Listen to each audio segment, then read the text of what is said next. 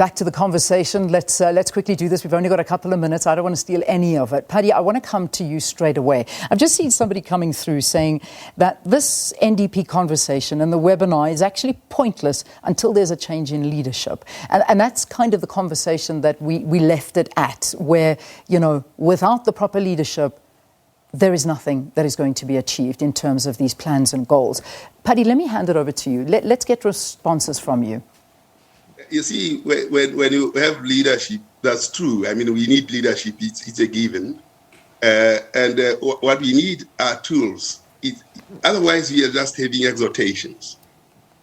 There are things that we have to make serious change in. For instance, the macroeconomic framework. That deliberation of the macroeconomic framework has not been opened. And each time we think we'll do better, we don't, because of the faulty macroeconomic framework. So trying to keep that and arguing that it's intact is the wrong thing. We cannot say that we are in equilibrium when there is 30% unemployment in the country. Of course, lower inflation and of course, even lower growth. So opening up all those spaces for discussions and demonstrating technically how we can achieve these things is a route to go. There are gaps in this, and the most serious gap is this one on the macroeconomic, which we are not tackling, we are avoiding and running around it. We need to tackle that, and we need to get the tools to plan. MTSF is not a tool for planning. We need serious, deep dive planning that makes the civil servants who are there to actually use these tools. In the absence of those tools, the NDP and its goals are too high level, and MTSF is too low level. There isn't anywhere in the country when you say, I want to see the plan of the country, you will find that. And the NDP or the commissioners and all of them have not produced that. They've produced a list of things. Yeah. They've not produced a system and techniques to actually handle this, in addition to ensuring that leadership is right.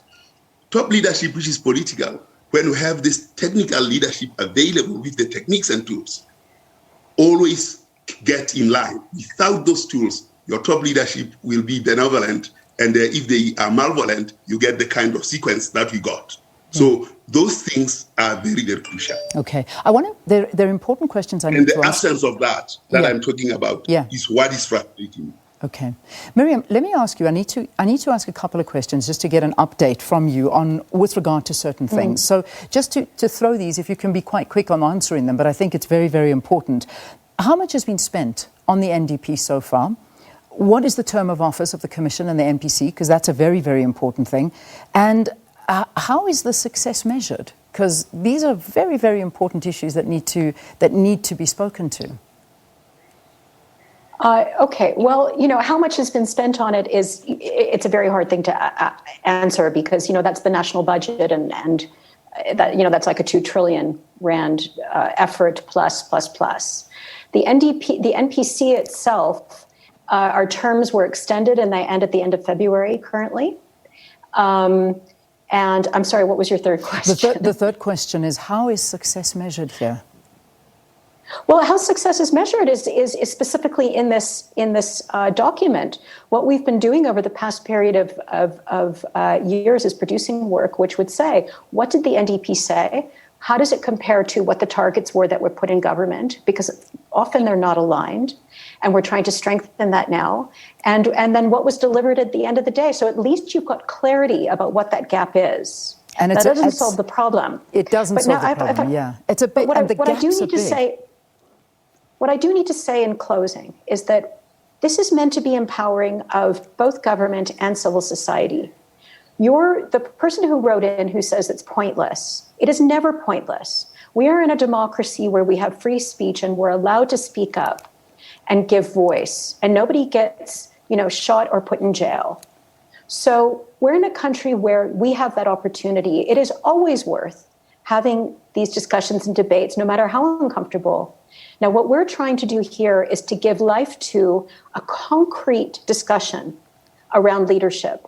Now, I agree with Patty. Patty knows I have a very long history. This is what we used to work together on in Stat South Africa, is strengthening the systems. We had CGE modeling groups. et cetera, et cetera. Now, there's no doubt that having better planning tools would be helpful.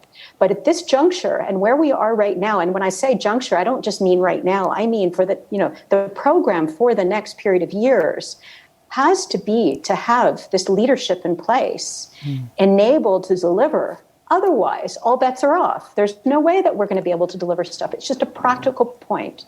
And what we've tried to do, if the key dependency, if you're thinking about necessary but not sufficient, like the absolute dependency that is required to move forward, is what we're proposing in this document. So what the document says, if anyone's wondering where we are against where we should have been, this document will lay it out, and with very clear metrics. And then what it does is it says, let's have a real discussion about leadership and institutional capacity so that we can start making better progress, and we know what we should be watching for. Yeah. So I think it's meant to enable that. People need to take advantage of that opportunity, please. I'm not sure anybody's calling it pointless. Just as a final closing, and I'll leave it to you, Pali, but I don't think anyone is calling it pointless. I think the reality is that nobody can eat a dream, and that's the problem. People are starving, and they are desperate for what is written on this paper to be achieved. And when we do look at the graphs, and we do see the achievements of this compared to where we're at, it is years and years apart. There is no way we're going to achieve it from what we see in graphs. Pali, very quickly wrap it up. You've got 30 seconds. Well, you know what I would have done if I were the Planning Commission? Realizing that I'm not listened to, I would have resigned and left the place. That's the noble thing that would have been done, rather than wait for 8 years until the term ends and only come with what is called cost correction. It can't be cost correction because the NDP never left the shelves. Yeah, we have to leave it there. We have to leave it there. Pali, I thank you. I thank you, Miriam. I thank you for being with us. This is far from over. The conversation needs to be had. I think the two of you should continue the Zoom call, chat to one another, and you can chat about those things. I thank you both for your time. And again, SABC2 viewers, thank you very much for being with us as well. Sakina, that's where we leave it, unfortunately. Riveting. Very interesting. Very interesting. And of course, would love to hear more. Would love to talk more about this because it is a very important discussion.